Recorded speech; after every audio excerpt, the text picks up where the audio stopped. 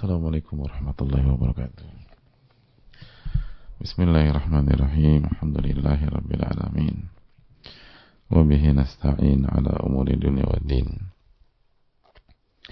Wassalatu wassalamu ala ashrafil anbiya wal mursalin wa ala alihi wa sahbihi wa man sara ala nahjihi bi ihsanin ila yaumil wa ba'd. Allahumma shalli wa sallim wa barik wa an'im ala nabiyyina Muhammadin wa ala alihi wa sahbihi ajmain. Alhamdulillah, kita panjatkan puji dan syukur kita kepada Allah Tabaraka wa Ta'ala atas segala nikmat dan karunia Allah berikan kepada kita. Sebagaimana salawat beriring salam semoga senantiasa tercurahkan kepada Rasulullah alaihi salatu wassalam beserta para keluarga, para sahabat dan orang-orang yang istiqomah berjalan di bawah naungan sunnah beliau sampai hari kiamat kelak. Hadirin Allah muliakan, alhamdulillah bi ni'mati tatimmus shalihat. Kita bersyukur kepada Allah Subhanahu wa Ta'ala yang dengan taufik dan hidayahnya amal soleh menjadi dapat dikerjakan dan baik dan dapat disempurnakan. Dan kita bersyukur kepada Allah Subhanahu wa Ta'ala, kita masih dipertemukan dengan kitab-kitab para ulama, kita masih dipertemukan dengan firman-firman Allah Subhanahu wa Ta'ala dan hadis-hadis Nabi sallallahu alaihi wasallam. Sebuah kenikmatan yang tidak bisa dibayar dengan harta dunia. Sebagaimana kita sedang bahas sedikit tentang Al-Quran di beberapa pertemuan ini, dan kita pelajari bahwa Al-Quran adalah petunjuk dan Al-Quran adalah cahaya. Dan kemarin juga kita bahas bahwa justru semakin kita berumur, teorinya kita semakin butuh dengan cahaya. Karena perjalanan semakin dekat dan kita semakin lemah. Kan selalu demikian. Perjalanan semakin dekat dan kita semakin lemah. Maka kita butuh support system. Karena di mana-mana semakin dekat garis finish, ibarat seorang pelari itu kecepatan harus semakin cepat.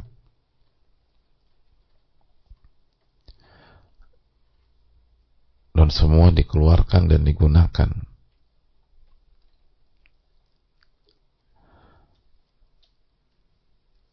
Jadi kita harus semakin memiliki support system. Makanya kemarin kan kita bilang banyak orang itu waktu masa mudanya nggak butuh kacamata. Tapi begitu menua butuh dia kacamata. Kenapa? Karena dia nggak bisa ngelihat atau susah banget untuk ngelihat. Nah, mau kacamata kita secanggih apapun, kalau nggak ada cahaya tetap aja nggak bisa ngelihat. Mau kacamata kita 20 juta, 30 juta dan pakai teknologi paling bagus, tetap butuh cahaya.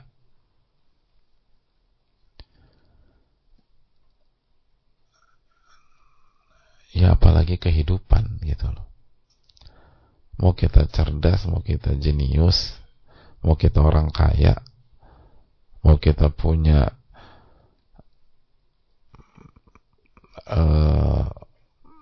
tim yang solid, tapi kalau nggak ada cahayanya, repot tuh hadirin. Kita tinggal di rumah paling mewah di Jakarta, tapi nggak ada cahayanya, nggak ada cahaya sama sekali. Lalu pas di tengah-tengah gitu ada opsi pindah ke kontrakan 4L, lu lagi, karena itu cuma satu ruangan kecil, nggak ada fasilitas, nggak ada AC, dan lain-lain, tapi ada cahaya. Bisa pakai lampu atau pakai lilin dan seterusnya.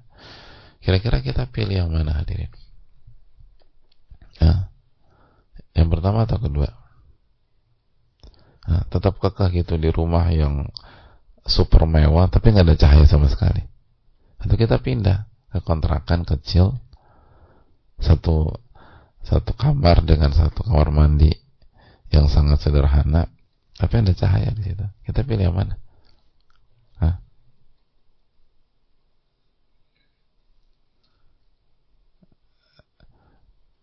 Sekali lagi hadirin, kita akan pilih tempat yang ada cahayanya. Kita akan pilih tempat yang ada cahayanya, walaupun kecil, walaupun nggak mewah, walaupun sangat sederhana. Begitu juga dengan kehidupan. Itu kan menunjukkan, walaupun kita miskin misalnya, tapi kita hidup dengan Al-Quran, kehidupan kita pasti, bukan mungkin ya, pasti lebih baik, lebih berkualitas daripada orang-orang kaya yang hidup dengan tanpa Al-Quranul Karim. Itu pasti. Kenapa? Karena kita hidup dengan cahaya. Fil huda wan nur. Al-Quran itu petunjuk dan cahaya.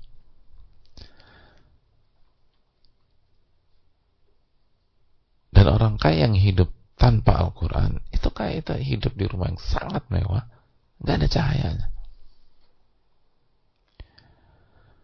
nggak ada cahaya sama sekali, nggak ada enak-enaknya hidup di sana. Kalau nggak percaya coba aja.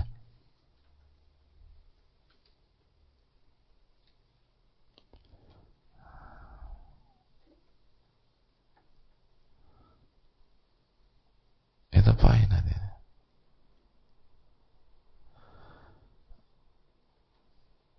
Oh, masih ingat nggak sih era-era masih suka mati lampu gitu? Dulu yang era-era masih suka mati lampu. Itu orang-orang yang tinggal di rumah besar atau itu. Seringkali begitu mati lampu malam pula, terus nggak ada lilin, itu memilih untuk keluar rumah. Terus ngobrol aja di pinggir jalan dengan ada lampu penerangan gitu loh. Mungkin pada saat itu ketemu sama tetangga. Ya, rumah milih di luar, bukan di dalam rumah. Padahal di luar tuh banyak nyamuk lah. Terus ya gitu deh, nggak ada sofanya dibawa keluar nggak? Enggak, udah ngampar aja deh di situ, pinggir jalan. Karena cahaya itu lebih urgent daripada sofa, daripada meja makan yang mahal, lebih penting daripada permadani yang harganya mungkin ratusan juta. Yang mendingan ngampar di aspal, ada cahaya. Seperti itu loh urgensi dari ilmu dan Al-Quranul Karim. Makanya tidak heran Al-Qadhi Iyad pernah menyampaikan rahimahullah, wa yu'nasu bitilawatihi fil azamat.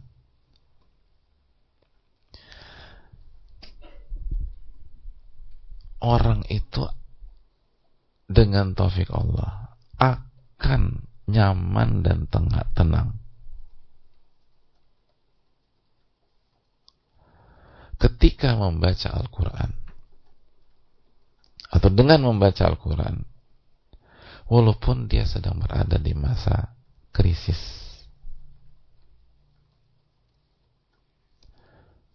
Jadi orang itu akan tenang, akan nyaman saat ia membaca Al-Quran, saat ia bersama dengan Al-Quran, hidup dengan Al-Quran. Walaupun pada saat itu kondisinya krisis, lagi susah. Baik itu krisis personal, dia nggak punya duit, atau lagi sakit, atau maupun krisis yang lingkupnya atau spektrumnya lebih luas.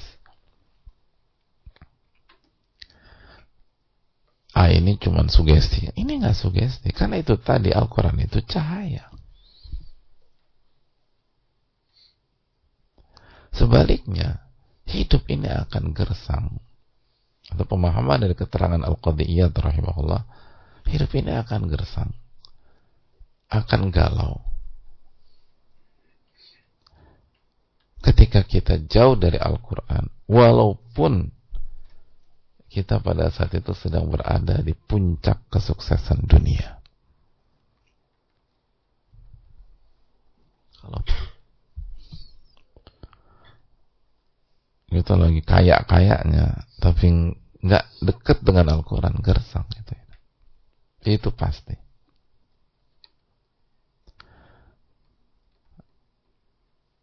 Jadi hadirin Allah muliakan, mari kita renungkan masalah ini. Maka bersyukurlah ketika kita diberikan taufik untuk berinteraksi, mempelajari Al-Quranul Karim. Itu sangat mahal dan sangat mewah, hadirin.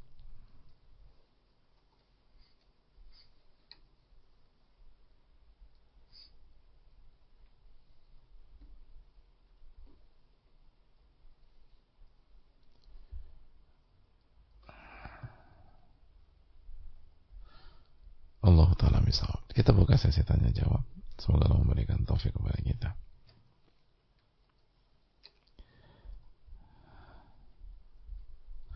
Assalamualaikum warahmatullahi wabarakatuh. Waalaikumsalam warahmatullahi wabarakatuh. Semoga Allah SWT senantiasa merahmati Imam Nawawi beserta keluarganya, merahmati, menjaga Ustadz beserta keluarga dan tim dakwah semua. Amin ya rabbal alamin. Wa iyyakum. Semoga begitu juga bagi yang bertanya. Serta agar Allah senantiasa merahmati umat Islam dan semoga Allah memberikan hidayah kepada seluruh manusia di dunia dan di Indonesia. Amin ya rabbal alamin. Bismillah, afan izin bertanya Ustaz. Ustaz pernah menyampaikan sebelumnya bahwa kita hidup berjalan di muka bumi pada dua pilihan, dua sisi pilihan yang bertolak belakang, yaitu ingin hidup dengan Al-Quran atau hidup dengan hawa nafsu. Saya merasakan itu di awal hijrah. Saya bermimpi Allah melepaskan saya dari kegelapan yang pekat dan menggantinya dengan cahaya yang sangat terang. Allahu Akbar. Tapi seperti sunatullah yang harus dilalui setiap orang yang hijrah, bahwa ujian demi ujian terus datang dan menguji iman ini, ditambah dengan syaitan yang selalu bermain untuk berusaha menggelincirkan dengan segala talbis yang dilakukannya. Dan makin naik ke puncak, saya rasakan makin terasa berat dada ini, terasa lelah pendakian ini, walaupun saya bertekad terus berjuang.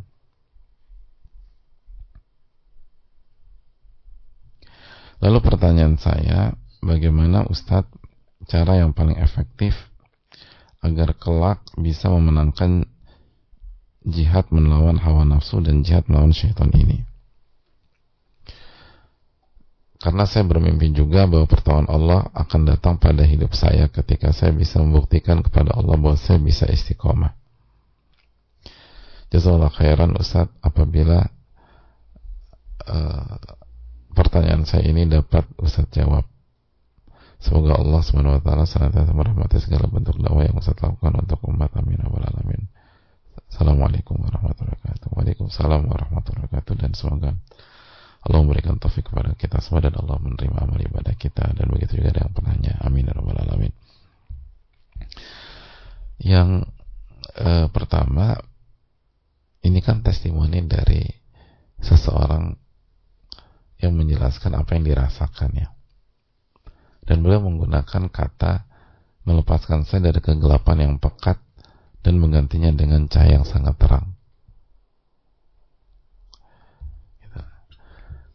Jadi sekali lagi, kehidupan yang gelap, walaupun kita tinggal di kota besar gitu ya, yang penuh dengan lampu, penuh dengan pencahayaan, itu real hadirin. Itu makanya kan bahasa yang digunakan kegelapan yang pekat. Karena kan cahaya itu bisa secara fisik, bisa secara hati dan jiwa. Makanya kita suka bilang, aduh kalau udah begini kayaknya gelap mata aja gue nih. Gelap mata, bahasanya gelap mata. Emang beneran itu yang dirasakan. Kayak gak bisa ngeliat apa-apa. Padahal solusi depan mata. Padahal fasilitas itu di sekeliling kita. Tapi kalau Allah gak kasih taufik, kita gak hidup dengan Al-Quranul Karim dan Sunnah Rasulullah Sallallahu Alaihi Wasallam, itu benar-benar kaya hidup di ruangan gelap beneran. Dan ketika kita mendapatkan hidayah, kita diberikan petunjuk. Sebaliknya, kita hidup terang benderang, ngerti kita mau kemana, harus ngapain, dan terang-terang aja gitu, terang, benar-benar enak, terang, terus nyaman gitu.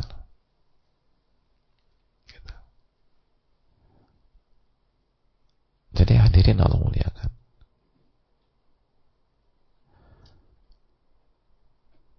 oleh karena itu kita harus semakin yakin bahwa memang benar itu. Nah, setelah kita hijrah, ujian silih berganti. Sebenarnya sebelum hijrah pun sama, tapi yang membedakan diantaranya ya, ketika kita naik kelas kan ya ujiannya juga beda. Namanya juga naik kelas. Misal kita naik kelas 2, lalu naik kelas 3, naik kelas 4 SD, ujiannya masih materi kelas 1, kan nggak demikian. Kalau nggak berarti kita nggak ada kemajuan. Nah, tapi yang perlu di garis bawahi, dan makin naik ke puncak saya rasakan makin terasa berat dada ini, terasa lelah pendakian ini, walaupun saya bertekad terus berjuang. Nah, ini yang mungkin perlu didudukan, bahwa semakin terasa berat dada ini bukan karena semakin naik ke puncak, bukan arah, insya Allah bukan ke arah sana. Semakin lelah pendakian ini bukan karena kita semakin naik ke puncak, tapi karena kita melakukan kesalahan dalam pendakian, itu masalahnya. Bukan karena pendakian naik ke puncak. Mari kita renungkan firman Allah dalam surat Al-An'am ayat 125. Ketika Allah berfirman, "Faman yuridillahu an yahdiyahu yashrah sadrahu bil Islam." Yashrah sadrahu lil Islam. Al-An'am 125. Faman yuridillahu an yahdiyahu yashrah sadrahu lil Islam. Barang siapa yang Allah inginkan hidayah baginya, atau Allah ingin memberikan hidayah kepadanya, maka Allah akan melapangkan dadanya. Allah lapangkan lil Islam, untuk memeluk Islam dan menjalankan agama ini. Seberat apapun, sesulit apapun, setinggi apapun pendakian, Allah akan yashrah sadrahu lil Islam.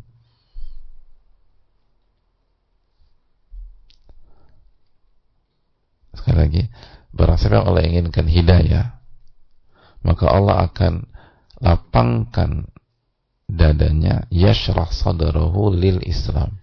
Allah akan lapangkan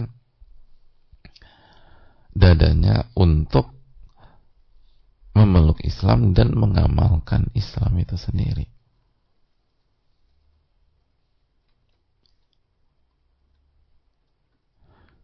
Jadi hadirin Allah muliakan,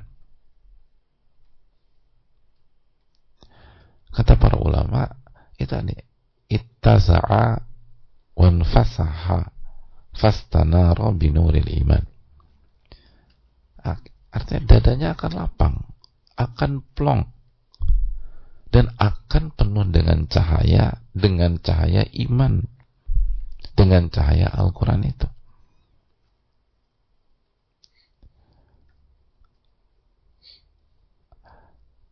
Fatma'annat bidzalika nafsuhu, kata para ulama tafsir ketika mentafsirkan ayat ini. Dan jiwanya akan tenang, bukan akan sesak, akan tenang.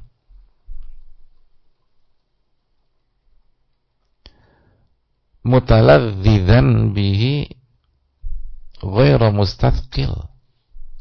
Bayangkan, dia akan menikmati quote and quote pendakian dan tidak merasa berat dan sesak. Nah, itu.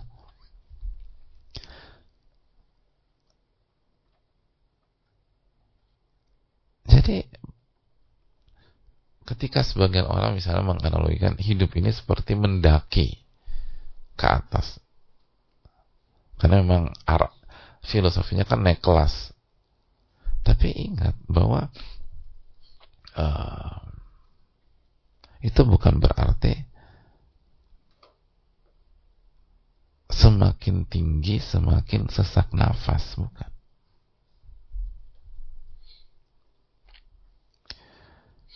Makanya kan dalam teori analogi, menganalogikan dua hal itu tidak harus menunjukkan bahwa dua hal itu semuanya sama gitu loh, dari semua sisi. Nggak harus demikian. Jadi sekali lagi jangan salah, ini bukan tentang pendakiannya, ini tentang kesalahan yang kita lakukan ketika pendakian sehingga Allah tidak kasih hidayah. Makanya kita lanjutkan ayatnya. Setelah Allah mengatakan faman yuridillahu an yahdiyahu yashrah sadrahu lil Islam, Allah lanjut wa man yurid an yudillahu, dan apabila Allah ingin menyesatkan seseorang, yaj'al sadrahu dayiqan haraja ka'annama yas'adu fis sama'. Itu poinnya. Dan barang siapa yang Allah ingin sesatkan karena kesalahan, karena dosa, karena kesyirikan, karena Allah ahkamul hakimin, pemutus yang maha bijak, gak mungkin Allah sesatkan iseng-iseng, tuh gak mungkin. Gak mungkin Allah sesatkan itu karena tanpa ada alasan. Jadi hadirin Allah muliakan, kembali lagi, dan barang siapa yang Allah ingin sesatkan karena dosa, karena kesalahan, karena kesyirikan, karena kekufuran, maka Allah akan jadikan, ini penting, jadikan dadanya sesak, sempit, seolah-olah ia sedang mendaki ke atas langit. Nah,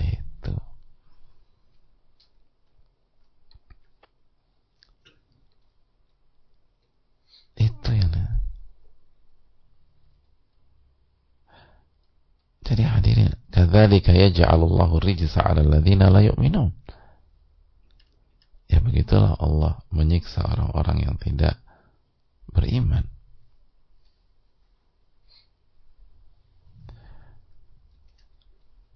Jadi begitulah cara kita, atau cara Allah Subhanahu wa taala menyiksa orang-orang yang enggak beriman, mengazab orang-orang yang enggak beriman. Di antara contohnya, ya begitulah Allah mengazab, dan salah satunya Allah biarkan syaitan mempermainkan dia sehingga nyesel terus gitu. Hadirin Allah muliakan. Dari sini kita bisa memahami cara Allah menghukum seseorang itu karena dosa, karena kesyirikan. Itu enggak harus hartanya dihilangkan, enggak harus dibangkrutkan, tidak harus dibuat bisnisnya goyang. Enggak harus demikian. Ada cara yang jauh lebih parah, jauh lebih mengenaskan, dan jauh lebih menyedihkan. Allah kasih semua fasilitas dunia, tapi Allah buat hatinya berantakan, dadanya sesak,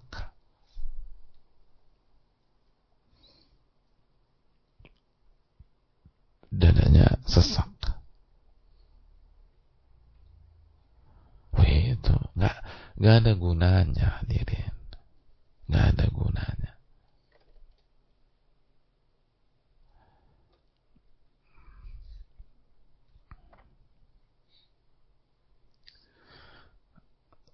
Kalau udah dada sesak itu, mau tinggal di rumah atau hotel termewah tuh nggak ada nikmat-nikmatnya.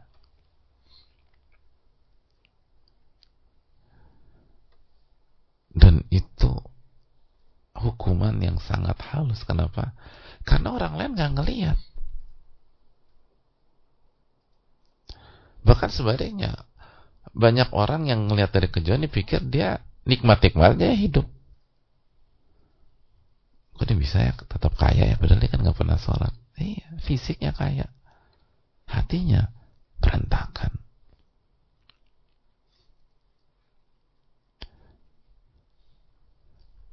Kok dia dapat tuh tender, tuh project dia dapetin. Padahal gue tahu dia nggak pernah doa, dia nggak pernah zikir.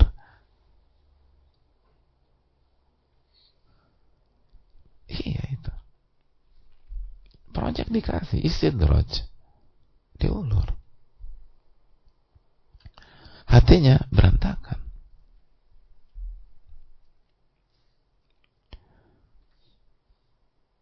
Oleh karena itu hadirin Allah muliakan,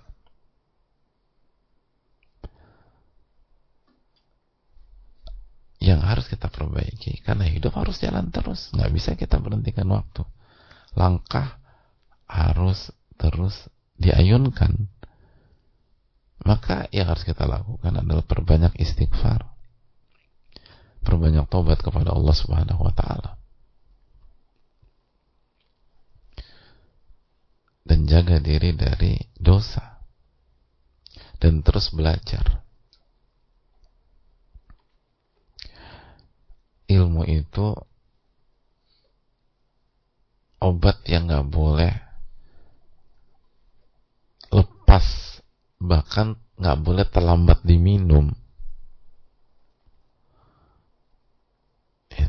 Itu tadi kenapa alasannya banyak para ulama misalnya mengkaji Riyadhus Shalihin setiap hari di tengah-tengah umat. Ini obat ini. Kalau Anda nggak minum obat, nyesek hidup Anda. Ada itu sempit, sakit Anda. Jadi obat diminum terus. Kan Al-Quran kan syifa. Allah mengatakan Al-Quran itu syifa. Wa nunazzilu minal Qur'ani ma huwa syifa wa rahmah lil mu'minin. Dan kami turunkan di dalam Al-Quran ayat-ayat yang berfungsi sebagai obat penyembuh dan rahmat bagi orang-orang yang beriman. Jadi hadirin Allah muliakan,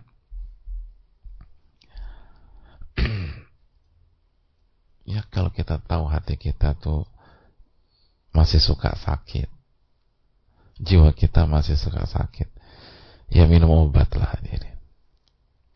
Jangan putus-putus minum obatnya.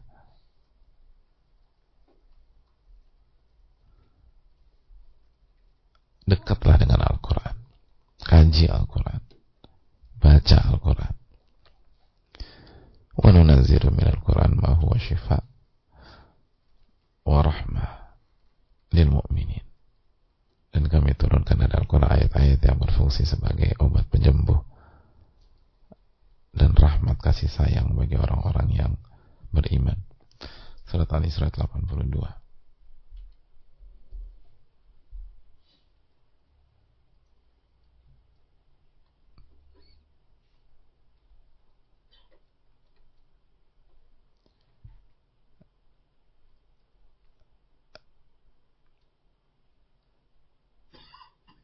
saya rasa cukup sampai di sini. Semoga bermanfaat dan semoga Allah memberikan taufik kepada kita, dan semoga jawaban bermanfaat bagi yang bertanya dan juga bagi kita semua. Karena Allah tuh salah satu cara Allah kasih hidayah itu dengan pertanyaan orang lain, lalu dijawab, dan kita bilang, gua banget juga tuh, gitu loh. Artinya udah banyak orang punya masalah yang sama, dan seperti pertanyaan barusan kan. Nah kalau nggak didudukan kan bisa salah kaprah, dipikir pendakian yang bikin sesak. Enggak. Ini yang perlu kita tanamkan bersama. Semoga Allah memberikan taufik. Allahumma inna nas'aluka ilman nafi'an wa na'udzubika min ilmin la yanfa'. Subhanakallahumma wa bihamdika, la ilaha illa anta, astaghfiruka wa atubu ilaik. Assalamualaikum warahmatullahi wabarakatuh.